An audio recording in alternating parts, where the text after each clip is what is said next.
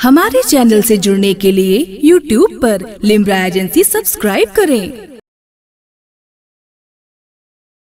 इन्न फी खल्क़ि समावाति वल अर्ज़ि व इख्तिलाफ़ि लैलि वन नहार लआयातिन लिउलिल अलबाब अल्लज़ीना यज़्कुरूनल्लाहा क़ियामन व क़ुऊदन व अला जुनूबिहिम व यतफ़क्करूना फी खल्क़ि समावाति वल अर्ज़ि रब्बना मा ख़लक़्त हाज़ा बातिला सुब्हानका फ़क़िना अज़ाबन नार। इस आयत करीमा में इसके बारे में आया है कि सूरह आले इमरान का आखिरी रुकू है, जो रात में इस आखिरी रुकू को पढ़ ले पूरी रात की शब बेदारी का सवाब मिलेगा।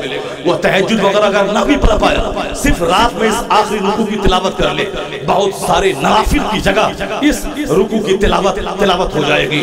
उसमें क्या कहा गया, अल्लाह क्या फरमाता है, जमीन आसमान की पैदाइश में, रात और दिन के बदल बदल कर आने में अक्लमंदों की आंख खुलने की बात है। अक्लमंद वो है अल्लज़ीना यतफ़क्करूना फी खल्क़ि समावाति वल अर्ज़ि, यानी अक्लमंद वो है जो उठते बैठते चलते अल्लाह को याद करते हैं और जमीन और आसमान की पैदाइश में गौर व फिक्र करते रहते हैं। अक्लमंद का डिफिनेशन अल्लाह ने कहा, अक्लमंद वो है जो रास्ता चलते उठते बैठते लेटे अल्लाह को याद करता है। वो यतफ़क्करूना फी खल्क़ि समावाति वल अर्ज़ि and they consider in the creation of the heavens and the earth, और वो आसमान और जमीन पे गौर करते हैं बगैर खंबे के वो आसमान खड़ा कैसे है और ये जमीन समंदर पे टिकी कैसे है। जमीन के नीचे पानी ही पानी है, इस पानी पर जमीन कैसे टिकी है, 110 मंजिला मकान कैसे बन रहा है, इस जमीन पे तेज रफ्तार ट्रेनें कैसे दौड़ रही है, और ये आसमान बगैर किसी खंबे के कैसे खड़ा है। इस आसमान में सूरज और चांद की तिंदीर कैसी लटकी हुई है, जो अपने वक्त मुक़द्दरा पे चांद और सूरज महवे गर्दिश है। चाहे दुनिया में आंधी आए या तूफान,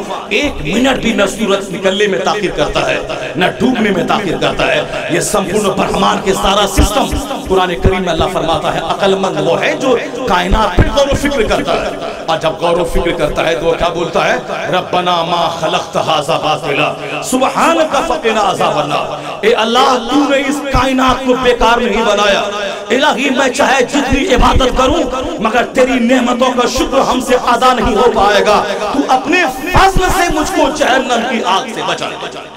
यानी जैसे जैसे आदमी की फिक्र बढ़ती है वैसे वैसे अल्लाह का खौफ बढ़ने लगता है, वैसे वैसे अल्लाह की नेमतों की बौछार जो उस पर हो रही है उसकी कदरदानी उसके दिल में आने लगती है। मैं इस नेमत का शुक्र मैं कैसे अदा करूं, मैं जवानी का शुक्र कैसे अदा करूं, मेरे समाज में 50 लोग गरीब हैं, मैं तो समाज में तनहा मालदार हूं, मैं इस मालदारी का हक मैं कैसे अदा करूं। मेरे पास बाजू में ताकत है, मैं चलता हूं 10-10 किलोमीटर दूर, कोई 2 कदम चल नहीं पाता, फालिज सदा इंसान, मैं इस सेहत और तंदुरुस्ती का हक में कैसे अदा करूं। यानी जैसे जैसे गौर व फिक्र बढ़ता जाता है वैसे वैसे अल्लाह की नेमतों के ताल्लुक से उसका अंदाज बदलता जाता है, उसकी आंखों में आंसू के कतरे आते जाते हैं, उनके सीने में ईमान स्टेबल होता जाता है। फिर क्या है कि वो अपनी गर्दनों को बोझ समझने लगता है। वो चाहता है कि रब की खातिर मैं जान दे दूं, रब की खातिर मैं अपना वतन छोड़ दूं, रब की खातिर मैं अपनी सारी दौलत लुटा दूं, रब की खातिर मैं अपना सारा कुंबा लुटा दूं, रब की खातिर मैं अपनी जिंदगी को मैं खत्म कर दूं। यानी जैसे जैसे अल्लाह की मोहब्बत पुख्ता होती जाती है, जैसे जैसे मजहब की मोहब्बत पुख्ता होती जाती है, वैसे वैसे कुर्बानी का जज्बा पैदा होता जाता है। वो चाहता है कि मेरे माल से मजहब का फायदा हो, वो चाहता है कि मेरी आलो औलाद से मजहब का फायदा हो, वो चाहता है इलाही मेरी जिंदगी से तेरे मजहब का फायदा हो। इसीलिए वो चाहता है कब आए जिहाद और जंग का मौका, ताकि रब की खुशनुदी की खातिर मैं अपनी गर्दनें काटा दूं। जब मेरा बदन जख्मी होगा, जब मेरे बदन में हजारों जख्म आएंगे तीर और भालों के, जब मेरी गर्दन कटेगी, जब मेरी लाशों को घोड़े की टापों से रौंदा जाएगा, तब मेरी मोहब्बत का कर्ज अदा होगा। अल्लाह की नेमतों का शुक्राना ये मेरे बदन के निकले हुए खून के सारे कदरे अदा करेंगे। ए अल्लाह, तूने नेमत दी, मैं तेरी खातिर मैंने गर्दन दे दी, तेरी खातिर मैंने औलाद दे दिया, तेरी खातिर मैंने अपने वतन से हिजरत कर ली, तेरी खातिर मैंने अपना सारा माल लुटा दिया। माल लुटाने में सीने में दर्द नहीं होता है, माल लुटाने के बाद उसको खुशी होगी, मेरा रब कबूल कर ले तो ये हमारी खुशबख्ती होगी। मैं अपनी गर्दन जान दे दूं अल्लाह की राह में, ये हमारे लिए सादत की बात होगी। यही वजह है कि शहीदों को जब जन्नत में इनाम दिया जाएगा और जब शहीद जन्नत में दाखिल होगा, वो जन्नत जिसकी नेमतों के बारे में ना किसी आंख में कोई आंख में कभी देखी होगी, ना कभी कोई आंख देखी होगी जन्नत की नेमत की, ना किसी दिमाग में कोई तसव्वुर आया होगा उस जन्नत में जिसको न किसी कान ने जिसके बारे में कभी सुना, न कभी किसी आंख ने देखा। वो नेमतों को जब एक शहीद देखेगा कहेगा, इलाही तेरी जन्नत में वो लुत्फ नहीं है, मुझे दोबारा दुनिया में भेज दे। تاکہ میں تیری محبت میں تیرے دشمنوں سے میں لڑوں، اور دشمنوں سے لڑنے میں گردن کٹانے میں جو لذت تھی وہ لذت تیری جنت میں نہیں۔ شہید ہی تمنا کرے گا، الا الشہید یتمنا، یعنی سوائے شہید سے کوئی تمنا نہیں کرے گا، وہ شہید تمنا کرے گا۔ وہ شہید کیوں تمنا کرے گا؟ شہید کی فکر اتنی بلند ہو جاتی ہے، اس کا 50 تیر چلنے کے بعد کوئی اس کو درد نہیں ہوتا۔ شہید گردن کٹانے کے بعد روتا نہیں، خوش ہوتا ہے۔ اپنے بال بچوں کو اللہ کی راہ میں کٹانے کے بعد وہ بزدلی کے آنسو نہیں بہاتا، بلکہ وہ فخر کرتا ہے کہ اولاد ہو تو ایسی جو رب کے کام آ جائے، جان ہو تو ایسی جو رب کے کام آ جائے۔ یعنی وہ چاہتا ہے کہ قربانی میں دوں، وہ چاہتا ہے رب کی خاطر میں جوانی دے دوں، رب کی خاطر میں دولت دے دوں۔ امام حسن رضی اللہ تعالیٰ عنہ کی زندگی میں جب رب کی خاطر مال دینا چاہا تو اپنی زندگی میں 2 بار پورے مال کا حساب لگایا، ایک سوئی تک گھر میں نہیں رکھا، یعنی سارا مال اللہ کی راہ میں خیرات کر دیا۔ یہ نہیں سوچا کہ کل میرا بچہ کیا کھائے گا، یہ نہیں سوچا کہ کل میری بیوی کیا کھائے گی، کل میری بیوی کیا کھائے گی۔ آج تو ہمارے پاس ایک بیوی ہے، 2 بیوی۔ امام حسن رضی اللہ تعالیٰ عنہ کے پاس ایک وقت 4 بیویاں رہا کرتی تھی۔ اب سارا مال رب کی راہ میں دے دیا، کیوں؟ اس لیے کہ ان کو خیال تھا کہ میں رب کی راہ میں جب تک یہ مال نہ دے دوں اس وقت مجھ کو قرار نہیں آئے گا۔ چونکہ نانا جان نے کاندھے پہ بٹھا کے، نانا جان نے لعاب دہن ڈال کر، نانا جان نے سجدے کو دراز کر کے، نانا نے گود میں لے کر، نانا نے جو دین سکھلایا تھا وہی دین حسن کریمین نے سکھا تھا۔ اگر آج میرا چھوٹا سا شہزادہ ہوتا ہے، وہ بولتا ہے میرا باپ مولانا ہے، اب وہ اسلامی فکر اگر نہیں ہوئی، وہ رات کے سوئے گا 2 بجے، دن میں اٹھے گا 10 بجے، اب وہ بولے گا کہ میرا باپ مولانا ہے، میرا کام چل جائے گا۔ ایک پیر صاحب کے بچوں کو آدمی آج دیکھتا ہے، اب صاحب کہے کہ آوارہ بچوں کے ساتھ دوستی، سر پہ چہرے پہ داڑھی ہے نموش ہے، یہود و نصارہ کی پیروی۔ اب صاحب داڑھی موچ منڈا کے اور عصری تعلیم سے لیس ہو کر یہ یہود و نصارہ کے کلچر میں ڈھلا ہوا ہے۔ لوگ کہتے ہیں یہ ہمارا پیر زادہ، ہمارا شہزادہ ہے۔ ہاں ٹھیک ہے شہزادہ ہے، لیکن ان کی حالت جو کیا ہے، وہ بولتا ہے یہ میرا باپ ہے، میرا باپ پیر ہے، لاکھوں اس کے مرید ہیں، لاکھوں مرید جب میرے باپ کے ذریعے بخشے جائیں گے میرا کیا حال ہوگا، یہ میں بخشا جاؤں گا۔ یہ حال اس کا جس نے اسلام کو قریب سے سمجھا نہیں، جس نے اسلام کی گہرائی میں ڈوبا نہیں، جس نے قرآن حدیث کا صحیح سے مطالعہ نہیں کیا، جس کی نظر کائنات کی سچائی پہ نہیں ہے، وہ پڑھا لکھا نہیں ہے، وہ صرف پڑھے لکھے گھر میں پیدا ہوا ہے مگر وہ اسلام سے سیکھا نہیں ہے۔ اگر وہ سیکھ لیتا ان کا بھی سینہ پتے کی طرح ہلتا رہتا، چونکہ وہ جانتا کہ میرا باپ تو چھوٹا پیر ہے۔ حضرت نوح علیہ السلام تو صرف نبی اور پیغمبر نہیں بلکہ وہ تو رسول ہے، اولو العزم رسول ہے۔ 1,24,000 انبیاء کرام میں 313 رسول، اور 313 میں 5 اولو العزم رسول، بلند مرتبہ والے رسول۔ اسی میں سے ایک نام حضرت نوح علیہ السلام کا۔ نوح علیہ السلام اولو العزم رسول ہے، ان کا بیٹا کافر ہو گیا۔ آپ نے اپنے بیٹے سے کہا کہ بیٹا کلمہ پر ایمان لا اور کشتی میں سوار ہو جا، یہ اللہ کا عذاب ہے جو سیلاب آیا ہے، ساری دنیا تباہ ہو جائے گی، جتنے کافر ہیں سب ڈوب جائیں گے، تو ایمان لے آ کلمہ پر اور کشتی میں سوار ہو جا۔ ایک اولو العزم رسول کا بیٹا کیا بولتا ہے؟ نہیں میں کلمہ نہیں پڑھوں گا، میں کسی پہاڑ کی پناہ لے لوں گا، ساوی جبل یعصمنی، میں کسی پہاڑ کی پناہ لے لوں گا جو پہاڑ مجھ کو بچا دے گا۔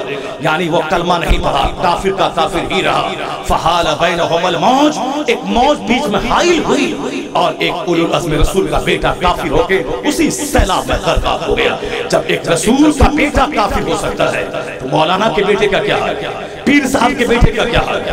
کوئی غوث قطب ابدال پیغمبر اور نبی رسول کے مرتبے کو نہیں پہنچ سکتا، جب کوئی صحابی نہیں پہنچ سکتے تو پھر عام غوث قطب ابدال کی کیا پیغمبر اعظم کے مقام کو کیا پہنچ پایا؟ جب ایک اولو العزم رسول کا بیٹا کافر ہو گیا، جب ان کی بیوی کافرہ ہو گئی۔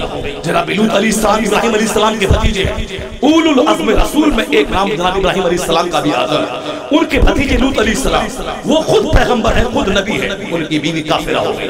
اپنی قوم کی محبت میں اللہ کے عذاب کا جو پتھر اس ساری آبادی کو تباہ و برباد کیا، اسی میں کا ایک پتھر جناب لوط علیہ السلام کی بیوی کے سر پہ بھی لگا اور وہ وہیں ڈھیر ہو گئی، صرف اسی بات پر وہ تھی پیغمبر کے ساتھ، لیکن وہ اپنی قوم کی محبت میں جب اس کی قوم پہ عذاب آیا تو ہائے میری قوم، یعنی اپنی قوم کی محبت میں ڈوبی تھی، وہی پتھر آیا اور اسی حالت میں مر گئی، عذاب اللہ کے عذاب کی چکی میں پھنس گئی۔ اب ایک آدمی قیامت تک جب یہ قرآن پڑھے گا وہ غور کرے گا، جب پیغمبر کی بیوی کافرہ ہو گئی، جب ایک رسول کا بیٹا کافر ہو گیا تو آدمی جس طرح اللہ نے ہم کو مومن بنایا، جس طرح کوئی برہمن کبھی کلمہ پڑھ کے مومن ہو سکتا ہے، کوئی دلت کلمہ پڑھ کے مومن ہو جائے، 24 گھنٹے دروازہ کھلا ہوا ہے، اسی طرح یہ راستہ بھی کھلا ہوا ہے۔ ممکن ہے کسی کے دماغ میں وسوسہ پیدا ہو، وسوسہ پیدا ہوا وہ کافر ہو گیا۔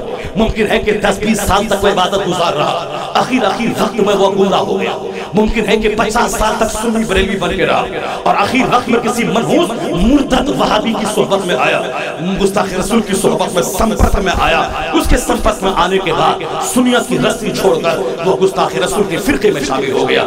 کہ جس طرح ایک کافر کسی بھی وقت کلمہ پڑھ کے مومن بن سکتا ہے، اسی طرح یہ دروازہ بھی کھلا ہوا ہے۔ کسی بھی وقت کسی کے دماغ میں کوئی وسوسہ پیدا ہوا، اس پر اس کا وشواس اس کا جم گیا، کبھی کسی بھی ٹائم میں وہ اسلام کے گھر سے وہ نکل کے کافروں کی جماعت میں جا سکتا ہے۔ اس لیے ہمیشہ ہر وقت مرتے دم تک، جب تک کہ ایک آدمی ایمان کی حالت میں مر نہیں جائے، یہ خطرہ اینی ٹائم لگا رہتا ہے۔ تو اب جو حساس ہوگا، جو سینسیٹیو ہوگا، جو فکر مند ہوگا، جو غور و فکر کرتا رہے گا، وہ اپنے ایمان کے تعلق سے سب سے زیادہ سینسیٹیو رہے گا۔ یہ دنیا میں تو روزی سب کو ملتی ہے، اللہ فرماتا ہے کہ لا تقتلوا اولادکم خشیۃ املاق، غریبی کے ڈر سے بچوں کو مت مار، میں تجھے بھی روزی دیتا ہوں، تیرے بچوں کو بھی روزی دوں گا۔ حضرت انس کو اللہ نے 100 بیٹا عطا فرمایا، 100 بیٹا۔ مصطفیٰ نے دعا دی تھی ان کی کسی اداؤں پہ خوش ہو کر، اللہ تیرے مال اور تیری اولاد میں برکت دے دے۔ دوسروں کے باغ میں کھجور سال میں ایک بار پھل لاتی تھی، ان کے باغ میں کھجور 2 بار پھلتی تھی۔ اللہ نے 100 بیٹے ان کو عطا کر دیے مصطفیٰ کی دعا سے۔ 100 بیٹے کو کیسے کھلایا پلایا؟ صحابہ کرام کے پاس ایک وقت 2-2 4-4 بیویاں رہتی تھی، ان چاروں بیویوں میں عدل کرنا، ان کو کھلانا، 100 بچوں کو پالنا، اور پھر جہاد کرنا، میدان میں کافروں سے لڑنا، رات بھر مصلی بچھا کے 500 رکعت نماز نفل پڑھنا، 24 گھنٹے نفس سے جہاد کرنا، جس جہاد کو مصطفیٰ نے جہاد اکبر کہا ہے، یعنی میدان میں کافروں سے تلوار چلا کے جان دینا، یہ چھوٹا جہاد ہے، اور اصل میں بڑا جہاد ہے ہمیشہ اپنے نفس سے لڑائی کرنا۔ 24 گھنٹے شیطان جو آدمی کو تباہ کرتا رہتا ہے، وہ دنیا کی لالچ دلاتا ہے، وہ دنیا کی خواہشات دل میں پیدا کرتا ہے، وہ بولتا ہے تو ہی جنت جائے گا اور کوئی جنت نہیں جائے گا۔ سماج میں سارے لوگ بے نمازی ہیں، تو نماز پڑھتا ہے، سارے لوگ حج نہیں کرتے ہیں، تو حج کو جا رہا ہے، سارے لوگوں کو فکر نہیں ہے، تو ہی داڑھی رکھا ہے، وہ جنت نہیں جائے گا کیا؟ شیطان ہر وقت اپنا کام کرتا رہتا ہے، وہ دماغ میں وسوسہ ڈالتا رہتا ہے، اس سے جو ہر وقت لڑتا رہے گا، شیطان کے ہر بات کو ناکام کرتا رہے گا، یہاں تک کہ کلمہ کی پڑھنے کی حالت میں اس دنیا سے چلا گیا تو سمجھ لے کہ سچی خوشی کا دن ایک مومن کے لیے زمین پر سونا چاندی سارا پہاڑ گولڈ میں بدل جائے۔ یہ ساری نعمتیں ایک ترازو میں، اور ایک طرف آدمی ایمان بچا کے کلمہ پڑھ کے دنیا سے چلا گیا، اس نعمت کے مقابلے میں دنیا کی کوئی نعمت نہیں ہے۔ سب سے بڑی نعمت ہے ایمان کی نعمت۔ آدمی اسی کے تعلق سے بے لگام ہو گیا، چاہے جس کے پاس جائے، جو من میں آئے بولے، جو دماغ میں آئے سوچے، جو کرنا ہو کرے۔ روزی اللہ تعالیٰ صاف چچندر بندر سب کو دیتا ہے، وہ روزی جو اللہ کافر کو دیتا ہے، وہ روزی جو اللہ کو گالی دیتا ہے اللہ اسی کی دیتا ہے، وہ کافر اللہ کو نہیں مانتا۔ اللہ چاہے تو اس کی روزی روک لے، سارے کافروں کو تڑپا کے مار دے، لیکن نہیں، جس روزی کے تعلق سے میں مارے پھرتا ہوں، نماز چھوٹ جائے کوئی پرواہ نہیں مگر پیسہ ملنا چاہیے، صاحب روزہ چھوٹ جائے پرواہ نہیں مگر پیسہ ملازمت ملنی چاہیے، کچھ بھی ہو جائے حرام ہو یا حلال ہو، جھوٹ بول کے ہو چاہے صاحب سود کھا کے ہو، پیسہ ملنا چاہیے۔ ہزار حضور بولے کہ سود کھانے والا ایسا ہے جیسے اپنی ماں سے وصل نہ کرے، کچھ کہنا ہو کہے مگر پیسہ چاہیے، چاہے سود کھا کے ہو۔ شراب سے ایک بوند اندر میں داخل اگر ہو گئی، 40 دن تک نہ کوئی سجدہ قبول ہوگا نہ کوئی دعا قبول ہوگی۔ ہاں یہ باتیں سچی ہیں اپنی جگہ، مگر نفس کی خواہشات کی تکمیل کے لیے کو شراب کا ایک گلاس چاہیے، چاہے کچھ بھی ہو مگر وہ شیطان کے فرقلانے پر وہی سارا کام کرتا ہے جو اس کو کرنا چاہیے۔ یہ دنیا نے آدمی کو تباہ و برباد کیا، دنیا کے چند سکھوں نے تباہ کیا، نوکری کی تلاش میں مارے پھرتا، کبھی بمبئی، کبھی چنئی، کبھی دہلی، اور 10 بار دوڑتا ہے، دفتر کا چکر لگاتا ہے کہ نوکری مل جائے، 2-4 ہزار روپے کما لیں اور خود پیٹ پالیں، بال بچے کا پیٹ پالیں، یعنی بال بچے کا پیٹ اتنی بڑی چیز ہے، اور آج نوکری اور روٹیاں इतनी बड़ी चीज है, उसके लिए साहब नमाज न पढ़े, उसके लिए झूठ बोले, उसके लिए सारा कर्म करे, सारी जवानी खत्म हो गई। वही मेडिकल की पढ़ाई पढ़ते हुए अब पढ़ने के बाद नौकरी की जुस्तजू है, यानी जिंदगी का इत्तिहाई हिस्सा खत्म हो गया उसी एक रोटी की तलाश में, जो रोटी अल्लाह काफिरों को भी देता है, और इस कदर देता है काफिरों को कि कुरान करीम में अल्लाह फरमाता है लौ कान, अगर ऐसा नहीं होता कि सारे लोग एक मिल्लत पे जमा हो जाते, यानी दुनिया के सारे लोग काफिर, दुनिया के सारे लोगों के काफिर होने का अंदेशा न होता, तो ला जअलना लिमन यकफुरु बिर्रहमान लिबुयूतिही, यानी हम रहमान के मुनकिरों को इतनी दौलतें दे देते, उनके मकान की छतें, उनके मकान की सीढ़ियां, उनके मकान के दरवाजे, ये सब सोने और चांदी के हम बना देते। अल्लाह फरमाता है अगर ये न होता, ये चांदी का मकान, चांदी की छतें, सोने की दीवारों को देखकर सारे लोग काफिर हो जाते, अगर ऐसा न होता तो हम दुनिया के सारे काफिरों को सोने चांदी का मकान दे देते, उनको सोने की सीढ़ियां बना देते, उनके मकान की छतें और दरवाजे चांदी की बना देते, यानी ये जलील सी दुनिया हम इन जलीलों को दे देते। इसका मतलब क्या निकला? ये दुनिया जलील है, अल्लाह जलीलों को बेतहाशा देता है। यही वजह है कि जितने भी काफिरों के सरगना है जिसका नाम ज़बान पे आता है, जो कुरान में पढ़ता है, चाहे वह नमरूद हो या फिरौन, शद्दाद हो या हवा, अबू जहल हो या अबू लहब, या कारून हो या फिरौन, ये सारे के सारे सब दौलतमंदी में यकता, बादशाहत उनके पास, दौलत उनके पास, ये सारे के सारे काफिर हैं। अल्लाह ने इतना खजाना कारून को दे दिया कि 40 आदमी मिलकर उनके खजानों की पूंजी को उठा नहीं पाते थे, जिनके ठाट बाट को देखने के बाद लोग कहते थे क्या आपको ठाट बाट मिली है, हजारों नौकर गुलाम आगे पीछे चल रहा है। लेकिन जब अल्लाह ने जमीन को उसे खजाया खजानों समेत, तब लोगों ने कहा इलाही तेरा एहसान कि तूने मुझको दौलत नहीं दी। आज दौलत का अंजाम ये हुआ कि कारून जमीन में धंस गया। इलाही तेरा फजल है कि तूने मुझको दौलत नहीं दी, मुझको तबाही से बचा लिया।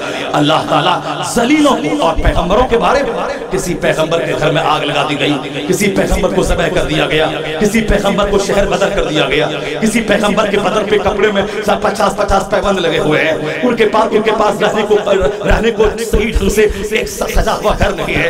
हजरत ईसा अलैहिस्सलाम एक बार बारिश हो रही थी और आप बारिश में सारे परिंद चरिंद सारे सब कीड़े मकोड़े अपने घोंसलों में जाने लगे। जनाब ईसा अलैहिस्सलाम कहते हैं इलाही ये कीड़े मकोड़े सब अपने घोंसलों में चले गए, अब मैं कहाँ जाऊं, मैं किस घर में लूं। दरख्त के साए में आज खड़े थे, देखा कि सारे कीड़े मकोड़े अपने अपने घर को चले गए, मेरा तो कोई घर नहीं, मैं कहाँ जाऊं। इतना सोचना था कि सामने हीरे जवाहरात से सजा हुआ एक घर सामने आ गया। उस घर के बारे में अल्लाह फरमाता है ए मेरे पैगंबर, अगर तू चाहे तो नबूवत का जो मर्तबा मैंने तुझको दिया है चाहे तो वो, और ये मकान अगर तू चाहो तो ले लो।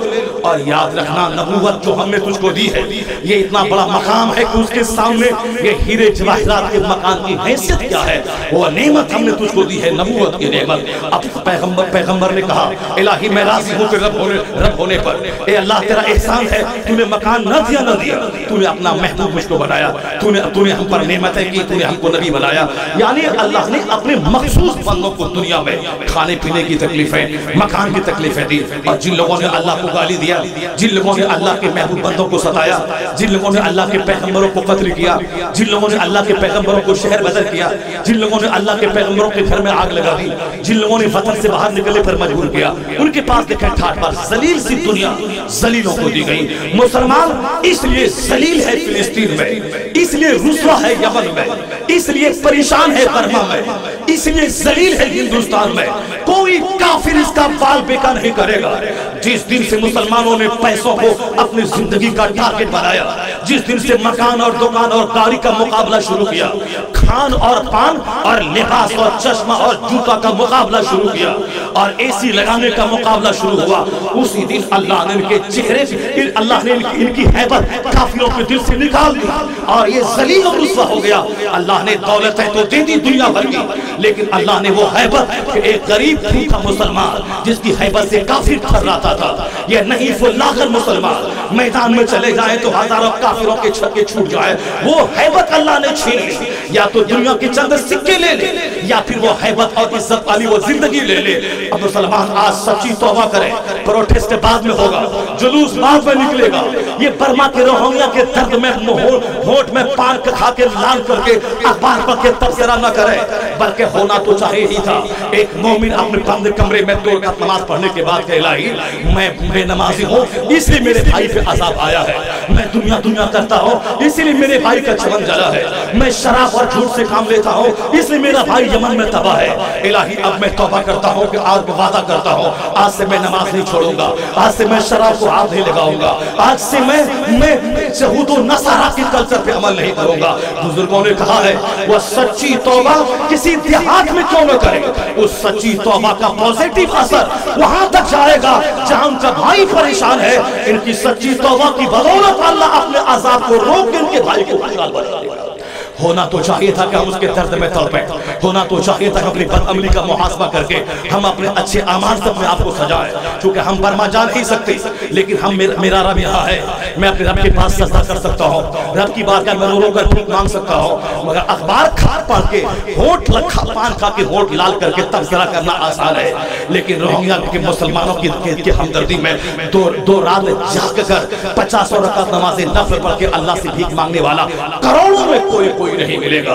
اللہ تعالیٰ جب ناراض ہوتا ہے اللہ کی ناراضگی کو خوشنودی میں تبدیل کرنے کے لیے صدقہ اور خیرات سب سے بہترین مادھیم ہے۔ اللہ کے رسول فرماتے ہیں ان الصدقۃ لتطفی غضب الرب، صدقہ اللہ کے غضب کو ٹھنڈا کر دیتا ہے۔ کیا ہم نے کبھی تنہائی میں سوچا میرے بھائی کے چمن میں آگ لگی ہے، چلو میں 2 4 10 20 50 ہزار روپے میں غریبوں فقیروں مسکینوں میں خیرات کر کے اللہ رب العزت سے میں بھیک مانگوں، الہی میرے ان غریب بھائیوں غریب بہنوں غریب بچوں کی تو رحم فرما دے، جو کام کرنا ہے وہ کام تو کرنا ہے نہیں مگر تبصرہ کرنا ہے، آساد وہی حل چلانے والا پائلٹ چلانے چلا ہے، یا ہم بدعملی کی سزا ہے اللہ رب العزت نے ہم کو دی۔ آپ نے نہیں سنی قرآن پاک کی وہ کہانی، بلم بن باورا نے اپنی قوم سے کہا تھا میں تو بد دعا کرنے لگا مگر میری زبان کتے کی طرح باہر آ گیا، البتہ اگر تم کو شکست سے دوچار نہیں ہونا ہے، اگر تم چاہتے ہو کہ موسیٰ علیہ السلام کی قوم تم پر غالب نہیں آئے تو ایک کام کر، ایک کام یہی ہے کہ تم اپنی بیٹیوں کو سجا کے سوار کے بنی اسرائیل کی فوج میں گھسا دے،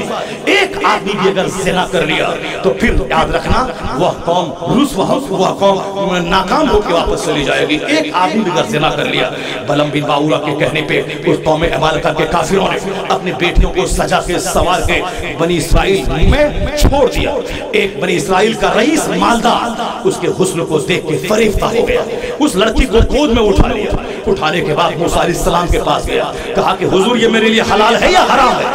پیغمبر موسیٰ علیہ السلام کہتے ہیں جلدی سے اس کو اپنے سے جدا کر دے، یہ تمہارے لیے حرام ہے، مگر شہوت کا بھوت اتنا سوار تھا اس کے دماغ پہ، اس لڑکی کا حسن شیطان نے اس کے دماغ میں ایسا بنا کر داخل کر دیا تھا کہ وہ پاگل ہو گیا تھا۔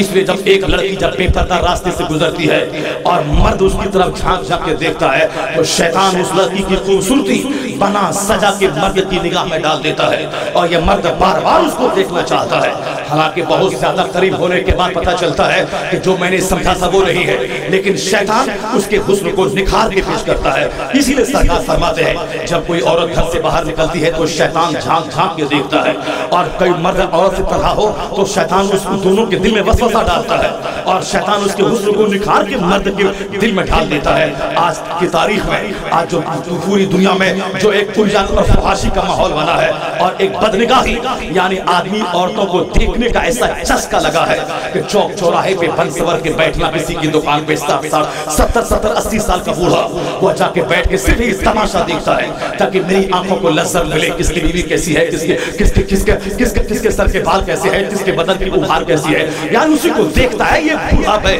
اسی کو دیکھنے کے بعد لذت لیتا ہے۔ وہ بھول گیا کہ حضور نے کیا کہا ہے، سرکار کہتے ہیں من ملا عینہ من الحرام ملا اللہ عینہ یوم القیامت من النار، حضور کہتے ہیں جس نے اپنی آنکھ کو حرام چیزوں کو دیکھ کر بھر لیا اللہ تعالیٰ قیامت کے دن اس کی آنکھ کو آگ سے بھر دے گا۔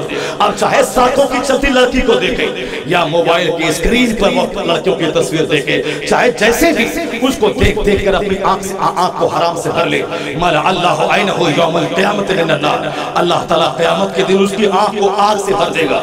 یعنی بدنگاہی نے ہمیں تباہ کیا، عریانت اور فحاشی نے ہمیں تباہ کیا۔ وہ شخص موسیٰ علیہ السلام کے سامنے جا کر لڑکی کو گود میں اٹھا کے کہتا ہے یہ میرے لیے حلال ہے یا حرام؟ موسیٰ علیہ السلام جلال میں آ گئے، کہا جلدی سے اس کو جدا کر، یہ تمہارے لیے حرام ہے۔ لیکن شہوت کا ایسا نشہ چڑھ گیا تھا کہ موسیٰ علیہ السلام کی بات انہوں نے نہیں مانی۔ اس لڑکی کو لے کے وہ اپنے خیمے میں چلا گیا، اپنے خیمے میں جا کر اس سے زناکاری شروع کر دی۔ ادھر وہ زنا شروع کیا، اللہ رب العزت کا عذاب ایسا نازل ہوا کہ فوری پوری فوج میں طاعون کا مرض پھیل گیا، یعنی گلٹی کی بیماری طاعون کا مرض پھیل گیا۔ 2 گھنٹے کے اندر میں 70,000 بنی اسرائیل مارے چلے گئے۔ 70,000 بنی اسرائیل کی موت صرف 2 گھنٹے کے اندر ہو گئی۔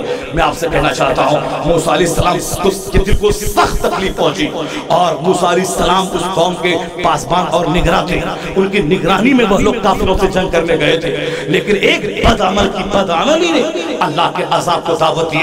70,000 بنی اسرائیل مارے گئے، وہ لوگ کافروں کے ہاتھوں ہزیمت اٹھا کے ناکام اور خائب ہو کے وہاں سے وہ لوٹے۔ موسیٰ علیہ السلام کو شدید تکلیف پہنچی، سخت صدمہ پہنچا۔ ایک آدمی نے زنا کیا، اللہ تعالیٰ جب ناراض ہوتا ہے، اللہ تعالیٰ جب پکڑتا ہے، ایک آدمی کی زناکاری کی بدولت 70,000 آدمی مارے گئے، اور وہ کافروں کے مقابلے میں کلمہ پڑھنے والا وہ بنی اسرائیل خائب و خاسر ہو کے واپس ہو گیا۔ آج کی تاریخ میں آج آدمی آنکھ بند کر کے اپنے سماج اور سوسائٹی کا محاسبہ کرے، وہاں تو ایک آدمی نے زنا کیا تھا، یہاں ایک سماج میں ڈھونڈو تو قدم قدم پہ بلاکاری، قدم قدم پہ زناکار۔ 80 سال کے بوڑھے کے بارے میں خبر سنو، یہ سال اس کا چکر چل رہا ہے۔ 70 سال کے بوڑھے کے بارے میں سنو، ان کا چکر چل رہا ہے۔ 50 سالہ ادھیڑ کے بارے میں کہانی سنو، ان کا فلاں سے چکر چل رہا ہے۔ یعنی بعض مالدار گھروں میں ایک آدمی بیٹی دوسرے بوائے فرینڈ کو لے کے دوسرے کمرے میں ہے، بیوی تیسرے بوائے فرینڈ کو لے کے کمرے میں ہے، یہ خود اپنے کمرے میں کسی تیسری گرل فرینڈ کو لے کے سامنے موجود ہے۔ یعنی پیسوں کا مطلب ہے عیاشی، پیسوں کا مطلب ہے رئیسی کا مطلب ہے عیاشی۔ یہ چلتا ہے بڑے بڑے گھرانوں میں، چلتا ہے مولانا، پیسہ دیا ہے پیسے والوں کے ہاں چلتا ہے۔ لڑکیاں بدلی جاتی ہیں، کار بدلا جاتا ہے، بیوی بدلی جاتی ہے، بیٹیاں بدلی جاتی ہے، یہ چلتا ہے۔ یعنی اسی تو زناکاری نے ایک زنا نے پوری قوم کو برباد کیا، اور یہاں قدم قدم پہ زنا کرنے والے لوگ، قدم قدم پہ الو بیٹھے ہو۔ ایک ہی الو کافی تھا برباد گلستہ کے لیے، اب ہر شاخ پہ الو بیٹھا ہے، انجام گلستہ کیا ہوگا؟ لوگ تبصرہ کرتے ہیں پان کھا کے ہونٹ لال کر کے اس کا کیا ہوگا؟ چاہے سیلاب کا عذاب آئے، چاہے طاعون کا عذاب آئے، چاہے آندھی کا عذاب آئے، چاہے زلزلہ کا عذاب آئے، یہ سب عذاب ان پچھلی قوموں کے عذاب کا ایک حصہ ہے۔ قوم عاد کو اللہ نے لمبا بنایا تھا، پتھروں کو تراش کر شاندار مکان بنائے تھے، لیکن جب اللہ کی نافرمانی بڑھی تو اللہ نے اس پر آندھی مسلط کر دیا، آندھی نے ساری قوم کو تباہ کر دیا، ان کے مکانات گرا دیے، اور لمبا قوم عاد کے لوگ اس قدر زمین پہ گر گئے کہ آیا ہے قرآن میں، وہ ایسا لگ رہا تھا جیسے کوئی کٹا ہوا درخت ہو، ساری قوم تباہ ہو گئی۔ اللہ نے یمن میں ایک قوم پیدا کی تھی، قوم سبا، اس قدر خوشحالی دی تھی، اس قوم کے باغ سے جب کوئی گزرتا ٹوکری لے کر، ایسے طرح کے پکے ہوئے پھل ملتے کہ ٹوکری صرف گزرنے کی وجہ سے ٹوکرا بھر جاتا تھا اس کا، ان دولتوں کی وجہ سے شرارت پیدا ہوئی۔ ایک کے بعد دیگر 13 نبیوں کو اللہ نے ان کی ہدایت کے لیے بھیجا، 13 پیغمبروں کو، مگر اس قوم کے سردار کا بیٹا جب بھرا، انہوں نے آسمان کی طرف تھوک کے کہا کہ ہم تجھ کو نہیں مانیں گے، اور اب وہ کفر قبول کر لیا۔ پیغمبروں سے کہنے لگا کہ بلاؤ اللہ کے عذاب کو، جو نعمتیں ملی ہے ساری نعمتیں چھن جائے۔ یعنی سردار کا بیٹا مر گیا بے صبری میں، یعنی وہ سوچا تھا کہ میرا بیٹا نہیں مرے گا، جس طرح دولت کا عیش ہے، پاک کا عیش ہے، اسی طرح بیٹا بھی رہے گا۔ بیٹا مرا گالی دینے لگا اور آسمان کی طرف تھوک کے کافر ہو گیا۔ اللہ کے پیغمبروں سے کہا کہ بلائیے اللہ کے عذاب کو، کہیے اللہ کو، اپنے اللہ کو کہ میرا عذاب چھن لے۔ یعنی دولت نے ایسا ٹھیٹ اور شریر بنایا، ایسی نعمتیں دی تھی کہ اس ملک میں قوم سبا کے پاس نہ اس کے گاؤں میں مچھر تھا، نہ اس کے گاؤں میں مکھی تھی، نہ اس کے گاؤں میں کھٹمل تھا، نہ اس کے گاؤں میں چونٹی تھی۔ یعنی پلیزنٹ کلائمیٹ، ہر اعتبار سے خوشگوار ماحول، اور اس انہوں نے شرارت شروع کر دی۔ ہونا تو چاہیے تھا کہ وہ اس نعمتوں پہ غور کر کے اللہ تبارک تعالیٰ کو سجدہ کرتا رہتا، بغیر کسی محنت کے اللہ نے خوشحال بنایا، ماحول پاکیزہ دیا، خوشگوار آب و ہوا ہے، اس کو تو دن رات عبادت کرنی چاہیے، اللہ کے پیغمبروں کو پاؤں دھو کے پینا چاہیے۔ لیکن نہیں، یہ دولت کی فطرت ہے، دولت آتی ہے آدمی کو مغرور بنا دیتی ہے، دولت آنے کے بعد آدمی کو اندر سے سوچنے سمجھنے کی صلاحیت ختم کر کے شہوت کا بھوت اس کے دماغ پہ سوار کر دیتی ہے، اب اس کو بڑائی جتانے اور ناپاک کم کرنے کا شوق اس کو ہو جاتا ہے۔ قوم سبا کے لوگوں نے خوب رنگلیاں منائی، اللہ نے کچھ دنوں کی چھوٹ دی. اس کے بعد انہوں نے ان لوگوں نے اپنے باغات کی سینچائی کے لیے 3 تالاب بنایا تھا. ایک پہاڑوں کو تراش کر, ایک تالاب نیچے, ایک تالاب اس کے اوپر, ایک تالاب اس کے اوپر. اللہ کے حکم سے ایک چوہا اس تالاب میں سوراخ کرنا شروع کیا, اور ایسا سوراخ کیا کہ وہاں سے دھیرے دھیرے پانی رسنے لگا, اور وہ سوراخ دھیرے دھیرے بڑا ہونے لگا. اب ایک دن ایسا ہے, لوگ اپنے گھروں میں مست تھے, اور وہ ایسا زور مارا پانی, باندھ ٹوٹ گیا, اور تالاب کا پانی اس قدر تیزی سے گاؤں میں گھسا کہ مکانات سب کے ڈوب گئے, مکانات میں مٹیاں گھس گئی, ان کے سارے باغات ختم ہو گئے, ان باغ کی جگہ جھاگ, جنگل, کانٹوں کا درخت نمودار ہو گیا, ساری قوم تباہ ہو گئی. اللہ فرماتا ہے لقد کان لسبعین, تمہارے لیے قوم سبا میں نشانیاں ہیں. اللہ نعمتیں دینا بھی جانتا ہے, اللہ نعمتوں کو چھین کے تباہ کرنا بھی جانتا ہے, اللہ نمرود کو بادشاہت دینا بھی جانتا ہے, اس کو بادشاہت چھین کے مچھر سے مارنا بھی جانتا ہے, اللہ فرعون کو حکومت دینا بھی جانتا ہے, 4 سال کی لمبی عمر دے کر پانی میں تڑپا کے مارنا بھی جانتا ہے, اللہ قارون کو خزانہ دینا بھی جانتا ہے, پھر خزانوں سمیت زمین میں پھنسانا بھی جانتا ہے. یزید ظالم نے امام علی مقام پہ ظلم کیا تھا, اور ان کا ظلم و ستم ایسا بڑھا کہ اس نونہال مسکراتے مصطفیٰ کے بچوں پہ پانی اور دانا بند کر دیا, یہاں تک کہ سامنے شبیہ پیغمبر موجود ہے, حسین اعظم کا چہرہ جیسے مصطفیٰ کا خطبہ پڑھ رہا ہو, ان کا 18 سالہ علی اکبر بیٹا شبیہ پیغمبر. یہ مدینے کے لوگ بے چین ہوتے سرکار کے دیدار کی خاطر, تو شبیہ پیغمبر علی اکبر کو دیکھ لیتے, سرکار کے دیدار کا لطف ہو جاتا, لطف مل جاتا. جناب قاسم حضرت حسن کے صاحبزادے, ان کا چہرہ مصطفیٰ کی شباہت کو لیے ہوئے, یعنی وہ 82 افراد پر مشتمل جو قافلہ کربلا میں موجود تھا, ان کا بچہ چہرہ ایسا نورانی تھا کہ ان کے چہرے کا نور ہی ان یزیدیوں کو سمجھنے کے لیے کافی تھا, ان کی عظمت, ان کی حیثیت, ان کے مقام کو سمجھنے کے لیے کافی تھا. لیکن ان یزیدیوں کے سینے پہ دنیا کی محبت اس قدر غفلت میں اس کو ڈال دیا تھا. مصطفیٰ نے ڈرایا تھا اپنے غلاموں کو, الدنیا جیفت و طالبها کلاب, یہ دنیا مردار ہے, اس کا چاہنے والا کتا ہے. اور حضور نے کہا تھا کہ ان الدنیا لعبن, یہ دنیا مری ہوئی بکری سے بھی زیادہ ذلیل ہے. اس لیے مصطفیٰ نے کہا تھا کن فی الدنیا کانک غریب او عابر السبیل, دنیا میں اس طرح ہو جیسے ایک اجنبی اور ایک مسافر رہتا ہے. سرکار دو جہاں کونین کے مالک و مختار, جنت کے مالک اپنے حجرے میں آرام فرما ہے, چٹائی پہ بستر تک نہیں ہے, اور صرف ایک لنگی شریف ہے, چادر جس میں اثر پہ نہیں ہے, چٹائی کے نشانات ابھر آئے. حضرت فاروق اعظم دیکھ کے رونے لگے, پوچھا سرکار نے کیوں روتا ہے؟ فاروق اعظم نے کہا سرکار آپ کی سادگی کو دیکھ کے روتا ہو. آقا دو جہاں کا جواب تھا کہ میں نے دنیا داروں کے لیے چھوڑ دیا ہے, اپنے لیے میں نے آخرت کو پسند کر لیا ہے. حضرت ابو ہریرہ ایک دن سرکار کے پاس ہے, کہا یا رسول اللہ بھوک, انہوں نے اپنی چادر اٹھا کے دکھلائی, 2 پتھر بھوک کی وجہ سے بندے ہوئے تھے حضرت ابو ہریرہ کے پیٹ پر. مصطفیٰ نے ان کی بات سننے کے بعد اپنی چادر ہٹا دی, سرکار کے شکم اطہر پہ 4 پتھر بندے ہوئے تھے. حضور نے اپنی اداؤں سے دنیا سے نفرت دلائی. سرکار دو جہاں صدقات و خیرات اس قدر کرتے کہ ساری بکریاں مانگنے والوں کو دے دیتے, یہاں تک کہ 2 مہینے تک مصطفیٰ کے گھر میں چولہے میں آگ نہیں سلگتی. اصحاب کرام اہل بیت اطہار کا بھی یہی رول رہا. مصطفیٰ نے جس دنیا سے ڈرایا تھا اسی دنیا کی محبت نے یزید کو تباہ کیا, ابن زیاد کو تباہ کیا.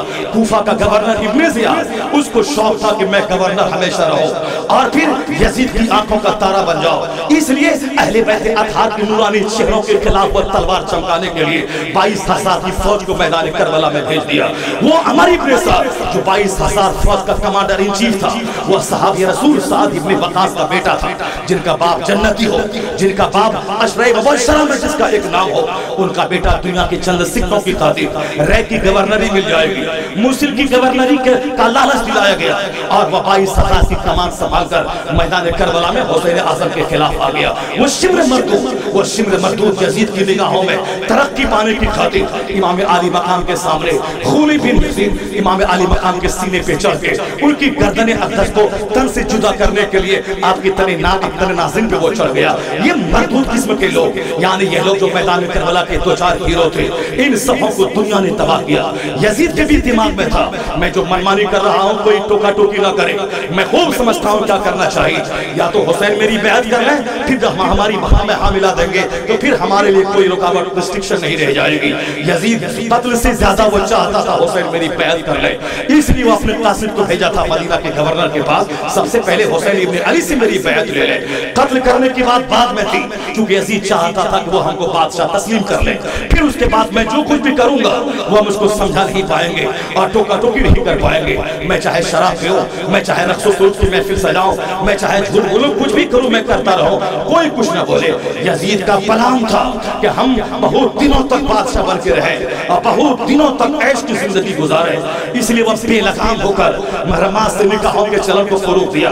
اذان بند ہو گئی، نماز با جماعت ترک ہونے لگی، شراب کی محفلیں سجنے لگی۔ حسین کی موجودگی میں ایسا کرنا کہ مصطفیٰ کا نواسہ موجود ہے، اس وقت یزید شرارت کر رہا ہے اور وہ اس کی ہاں میں ہے ملا دے، ہاں جو تو کر رہا ٹھیک ہے میرا سپورٹ تجھ کو حاصل ہے، ایسا حسین سے وہ کیسی امید لگا کے بیٹھا تھا۔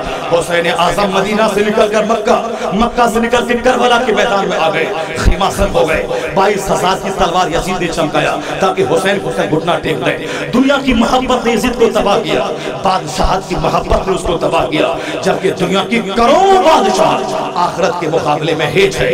سرکار نے فرمایا تھا موضع صوتر فی الجنہ، جنت میں ایک بالش کی جگہ، ایک کوڑا رکھنے کی جگہ، خیر من الدنیا وما فیہا، دنیا اور دنیا میں جو کچھ ہے اس سے بہتر ہے۔ یعنی جنت میں ایک بالش کی جگہ، دنیا کے 200 سے زائد ممالک کے اندر سونے چاندی ابرق کا جتنا پہاڑ کھدان ہے، آخرت کا اسلام کا سارا عقیدہ آخرت پر منحصر ہے۔ یعنی مرنے کے بعد ایمان لانا کہ ہاں وہاں سوال جواب قبر میں ہوتا ہے، میزان قائم ہوگا، اب ترازو ہے، نام اعمال تولے جائیں گے، اللہ دیکھ رہا ہے، فرشتے دیکھ رہے ہیں، زمین گتیویدھی کو نوٹ کر رہی ہے سی سی کیمرہ کی طرح، اور یہ ہاتھ اور پاؤں سارے اعضاء مرنے کے بعد قیامت کے دن ہمارے خلاف گواہی دیں گے۔ قیامت اللہ تبارک و تعالیٰ پر اعتقاد اور عالم آخرت پر، یہی تو ہے اسلام۔ مصطفیٰ نے ہر ہمیشہ آخرت کی بات، لا عیش الا عیش الآخرہ، آرام نہیں ہے مگر آخرت کا آرام۔ مسجد نبوی کی تعمیر کرتے ہوئے سرکار پتھر اٹھا رہے ہیں، صحابہ کرام کہتے ہیں سرکار آپ نہیں اٹھائیں میں اٹھاتا ہوں، آپ کی خدمت میں کروں گا۔ مصطفیٰ کہتے نہیں نہیں میں تمہارے ساتھ مل کے کام کرنا چاہتا ہوں، اور حضور پتھر اٹھاتے تھے، کہتے تھے لا عیش الا عیش الآخرہ، آرام نہیں ہے مگر آخرت کا آرام۔ سرکار دو جہاں مسجد نبوی میں خطاب کر رہے ہیں، آخرت کی بات ہے، سرکار دو جہاں اپنے حجرے میں ہے، آخرت کی بات ہے۔ سرکار دو جہاں کے پاس کوئی آتا تو کہتے کہ تم میدان میں جاؤ شہید ہو جاؤ گے، فوراً جنت تمہارے لیے ہے۔ یعنی ہر وقت جنت کی بات ہے، آخرت کی بات ہے، اللہ کی خوشنودی کی بات ہے، اور آج یہاں سب کچھ دنیا کی میں ہم حاصل کرنا چاہتے ہیں۔ آخرت کی باتیں بولے گا کون؟ قیامت کی باتیں سوچے گا کون؟ روح نکلتے وقت کی تکلیف کے بارے میں کون سوچے گا؟ قیامت کا ایک دن 50,000 سال کا ہوگا، اس کے مقابلے میں دنیا کا 100 سال جو ہم زندہ رہے، یہ 100 سال اللہ کے نزدیک ایک سیکنڈ سے بھی کم ہے۔ تو ایک سیکنڈ چاہے جیسے بھی ہو فوری طور پر گزر ہی جائے گا، لیکن 50,000 سال کا ایک دن قیامت کا، جس میں 25,000 سال تک پسینے میں شراب اور مومن اور کافر اپنے اپنے عمل کے حساب سے سارے لوگ تڑپتے رہ جائیں گے، اللہ بندوں سے کلام تک نہیں کرے گا 25,000 سال تک۔ اس کے بعد سرکار دو شفیع کی تلاش ہوگی، تب سرکار دو جہاں اللہ رب العزت کی بارگاہ میں سجدے میں سر رکھیں گے اور شفاعت کریں گے، تو اللہ فرمائے گا شفاعت کر تیری شفاعت قبول کی جائے گی۔ 25,000 سال کے بعد تب حساب کتاب شروع ہوگا، لیکن یہ 25,000 سال تک اللہ بندوں سے کلام تک نہیں کرے گا۔ اس کے مقابلے میں دنیا کا 100 سال، یہ تو پانی کا بلبلا ہے، ایک چنگاری ہے، جیسے آگ جلی فوراً بجھ گئی۔ یہ 100 سال کیا احساس ہوگا؟ جناب نوح علیہ السلام 950 سال زندہ رہنے کے بعد جب آپ کا وقت وصال آیا، کسی نے پوچھا کہ حضور یہ 950 سال آپ دنیا میں زندہ رہے کیسا لگا؟ جناب نوح علیہ السلام کہتے ہیں 950 سال ایسا لگا جیسے کہ ایک مکان ہے، اس کے 2 دروازے ہیں، ایک سے داخل ہوا میں دوسرے سے نکل گیا۔ مسلمان آخرت کی باتیں بولنا شروع کرے، آخرت کی سوچے کہ اللہ بھی دیکھ رہا ہے، دونوں کاندھے پر فرشتے بھی نوٹ کر رہے ہیں، اور زمین بھی سی سی کیمرہ کی طرح میری گتیویدھی کو نوٹ کر رہی ہے۔ قیامت کے دن یہ زمین کہے گی یومئذ تحدث اخبارها بان ربک اوحی لها، اللہ فرماتا ہے زمین اپنی خبریں بتائیں گی، اس زمین پر بیٹھ کر کس نے اللہ کو یاد کیا؟ اس زمین پر بیٹھ کر کس نے ظلم کیا؟ اس زمین پر بیٹھ کے تنہائی میں یا ہوٹل میں یا پردیش میں یا پردیش میں یا اپنے سودیش میں کس نے کیا ظلم کیا؟ یہ زمین کا وہ کتنا گواہی دے گا۔ یہاں بیٹھ کے موبائل میں گندی تصویریں دیکھا ہے یا جھوٹ کی محفل سجایا ہے یا غیبت کی محفل سجائی ہے یا اس پہ بیٹھ کے زنا کیا ہے، ساری خبریں زمین بتائے گی۔ اور اللہ فرماتا ہے وہ دن اليوم نختم علی افواہہم وتکلمنا ایدیہم، اللہ کہتا ہے کہ میں تمہارے منہ پہ مہر لگا دوں گا قیامت کے دن، اور تیرے ہاتھ مجھ سے بات کریں گے۔ اس ہاتھ سے کون سا کام لیا گیا؟ تیرے پاؤں مجھ سے کلام کریں گے، اور تیرا پیٹ اللہ سے کلام کرے گا اس میں کون سی غذا ڈالی گئی۔ یہ چند دنوں کی زندگی جو ایک سیکنڈ سے بھی کم ہے اللہ کے نزدیک، ہم نے اس کو بہت ٹف سمجھ لیا۔ دنیا بہت دن تک دنیا میں زندہ رہنا ہے، 100 سال زندہ رہنا ہے، بال بچوں کی زندگی سجانی ہے، سماج میں سب سے مقابلہ کرنا ہے۔ مصطفیٰ تو بار بار آخرت کی بات کرے اور مصطفیٰ کا غلام صرف دنیا کی بات کرے۔ اسی سوچ نے میرے دل کو کمزور کیا، اسی سوچ نے میرے وشواس کو کمزور کیا، اسی سوچ نے میرے اعتقاد کو مجروح کیا، اسی دنیا دارانہ سوچ نے ہمیں حرام پر آمادہ کیا، اسی دنیا دارانہ سوچ کی وجہ سے ہم نے دنیا کی زندگی کو بہت کچھ سمجھ لیا، اسی نے یزید کو تباہ کیا۔ بہت دنوں تک میں بادشاہ رہوں گا، نادان جو 400 سال کا فرعون جب سب دن نہیں رہا تو کیسے رہ پائے گا؟ لیکن حضرت امام عالی مقام کے خلاف انہوں نے 22,000 کی تلوار کھڑی کر دی، دنیا کے چند سکے شہرت اور بادشاہت میں تباہ کیا، اہل بیت اطہار کے دینوں کی بارش کر دی، مگر وہ اپنے مقصد میں ناکام رہا۔ یزید حسین کو جھکانا چاہتا تھا، جب ان کا بچہ پیاس سے تڑپے گا تو حسین جھک جائے گا، جب ان کی بیوی بے بس ہوگی تو حسین جھک جائے گا، جب ان کے خیمے میں آگ لگے گی حسین جھک جائے گا، جب حسین کا علی اکبر شہید ہوگا حسین جھک جائے گا، جب ان کا دودھ پیتا علی اصغر کے گلے میں چھیدتا ہوا آگے ان کے بازو میں پیوست ہوگا حسین جھک جائے گا۔ ایک طرف یزید نے سارا ظلم اٹھایا، جوان بیٹے پر بھی خنجر چلایا، دودھ پیتے کو بھی تیر چلایا، ان کے بیمار زین العابدین کو بھی قیدی بنایا، ان کے خیمے میں آگ لگایا، ان کی لاشوں کو گھوڑے کی ٹاپوں سے رون دیا، امام عالی مقام کو 72 سے زیادہ نیزے اور تلواروں کے زخم سے زخمی کیا، حسین اعظم کا سر سجدے میں ہے، اس حالت میں آپ کی گردن کو تلے ناظرین سے الگ کیا، اس کے بعد بھی کلیجہ ٹھنڈا نہیں ہوا تو حسین اعظم کی لاشوں کو گھوڑے کی ٹاپوں سے رون دیا، اس کے باوجود بھی کلیجہ ٹھنڈا نہیں ہوا، اہل بیت اطہار کے خیمے میں آگ لگا دی، ان کی بہو بیٹیوں کو رسیوں میں جکڑ دیا گیا، قیدی بنا لیا گیا، اس کے باوجود کلیجہ نہیں ہوا تو کوفہ سے لے کے دمشق تک ان کی بے بسی کا تماشا دکھلایا، پھر بعد میں مدینہ بھیجا۔ ان ظالموں کا دل تھا یا دل میں دل پتھر ہو چکا تھا، یہ سارا ستم ہوتا رہا، یزید نے سارا ستم ڈھایا تھا تاکہ حسین جھک جائے، لیکن یزید ہار گیا، 22,000 کی تلوار چلا کے حسین کا ہاتھ نہیں لے سکا، بھوک اور پیاس مسلط کر کے حسین کا ہاتھ نہیں خرید سکا، دریائے فرات پہ پہرا بیٹھا کے حسین کا ہاتھ نہیں لے سکا، اور حسین اس قدر جیتے ہیں اپنی اس جنگ میں کہ نہ کوئی بھوک حسین کو ہلا پائی، نہ کوئی پیاس ہلا پائی، نہ اولاد کی موت ہلا پائی، نہ آباد کا صدمہ ہلا پایا، سارا ستم ہے۔ کئی مہینے کا تھکا ہارا قافلہ جو شعبان میں مدینہ سے چلا ہے اور مکہ ہوتے ہوئے محرم کی 2 تاریخ کو کربلا کے میدان میں پہنچا ہے، یعنی کئی مہینے کا تھکا ہارا قافلہ، اس میں چھوٹے چھوٹے بچے ہیں، اس میں بے بس اور بیمار بیویاں ہیں، اس میں چند ہی نوجوان اہل بیت اطہار کے ہیں، یہ چھوٹا سا قافلہ، اس کے سامنے 22,000 کی تلوار تاکہ حسین کا سینہ ہل جائے، حسین جھک جائے، مگر حسین کی عظمت کو سلام، حسین کی بہادری کو سلام، حسین کی شجاعت کو سلام، حسین کی قیادت اور پیشوائی کو سلام۔ نہ پردیس کا سفر ان کو ہلا سکا، نہ ہجرت ہلا سکی، نہ بال بچوں کی موت ہلا سکی، نہ ان کو بعد میں آنے والے تکلیفوں کا صدمہ ہلا سکا، یعنی تمام صدموں کو سہتے ہوئے صبر کا پہاڑ بن کر حسین رہے، سارا زخم اٹھاتے رہے، مگر ظالم کو حمایت میری نہیں ملے گی، ظالم کے ہاں میں نہیں ملاؤں گا، میں شریعت کو داغدار ہونے نہیں دوں گا۔ تو یزید ساری انرجی استعمال کر کے حسین کا ہاتھ نہیں لے سکا، یزید جنگ میں ہار گیا، اور حسین ساری مصیبتیں اٹھا کے بھی ظالم کے سامنے گھٹنے نہیں ٹیکا، حسین اپنے مقصد میں کامیاب ہوا۔ یہی حسین اعظم کی جیت ہے، یہی حسین اعظم کی فتح ہے۔ آج کی تاریخ میں اللہ نے وہ اللہ نے اس صبر کا وہ انعام دیا ہے۔ یزید تو چند ہی دنوں کے بعد نہ اس کی حکومت رہی نہ عبیداللہ ابن زیاد کی گورنری رہی. چند دنوں کے بعد مختار کے زمانے میں عبیداللہ ابن زیاد کو دریائے فرات کے کنارے کاٹا گیا. شمر مردود کو دیہات میں پکڑ کے مختار کے سپاہیوں نے کاٹا, ان کی لاش کو کتوں کے حوالے کیا. اور عمر ابن سعد کو ان کے جوان بیٹے کو کاٹ کے ان کی گردن کو کاٹ کے جلا دیا گیا. یعنی تمام یزیدی لگ بھگ 6000 کو تو مختار نے کاٹا. جو بچ گئے چیچک اور کوڑ کی بیماریوں نے اسے تباہ کیا, اور جو یزیدی بچ گئے ان سبوں کو صفا کے زمانے میں قتل کیا گیا. تاریخ کی روایت کے مطابق 1,40,000 یزیدی مارے گئے حسین اعظم کے قتل کے بدلے میں. یزید کی قبر آج دنیا میں کہیں نہیں ہے. یزید نام کا بچہ رکھنے مسلمان کو شرماتا ہے. چھوٹی سی محفل بھی بند کمرے میں یزید کی روح کو ثواب پہنچانے کے لیے کہیں منعقد نہیں ہو رہی ہے. مگر حسین کو اللہ نے وہ عزت دی شہادت کے بعد کہ پوری دنیا میں حسین کی محبت لوگوں کے دل میں اللہ نے ڈال دی.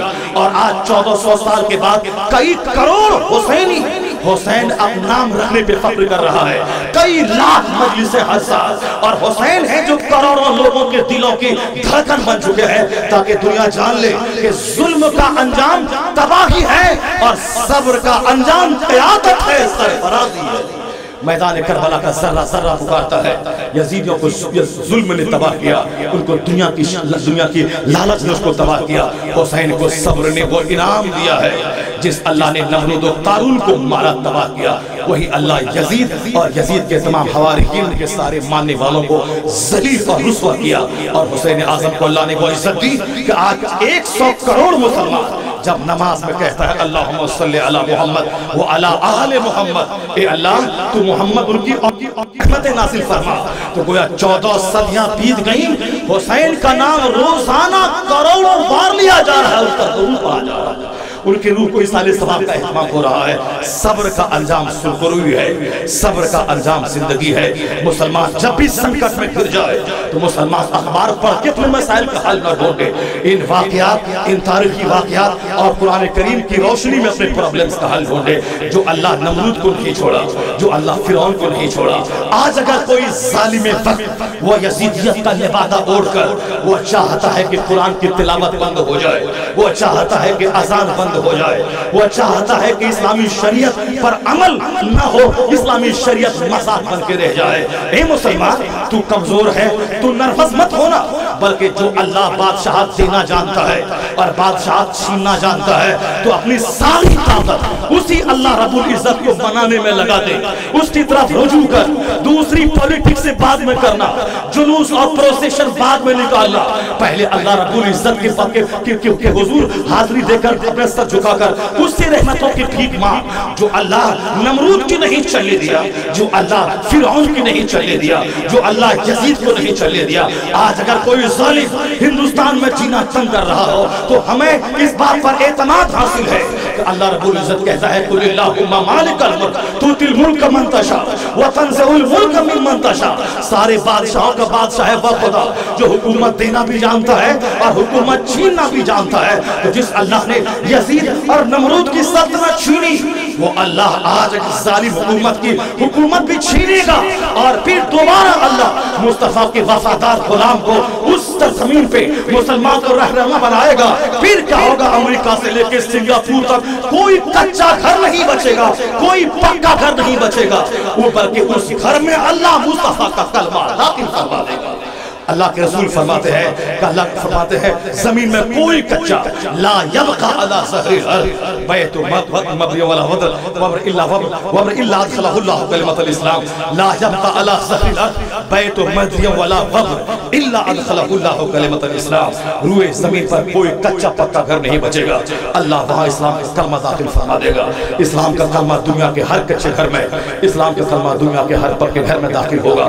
وہ داخل تو ہو جائے گا, خیر مسلمان اپنی کی میرا کیا ہوگا. مسلمان اپنی عزت کی خاطر اپنے صبر کو اور حکمت کو اپنی زندگی میں جگہ دے دے.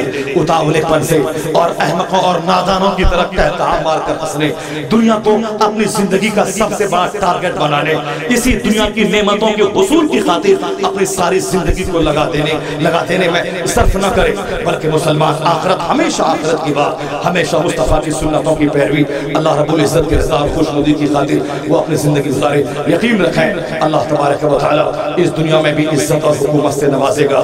اللہ تعالی مرنے کے بعد جنت اور مصطفیٰ کی شفاعت سے مالا مال فرمائے گا.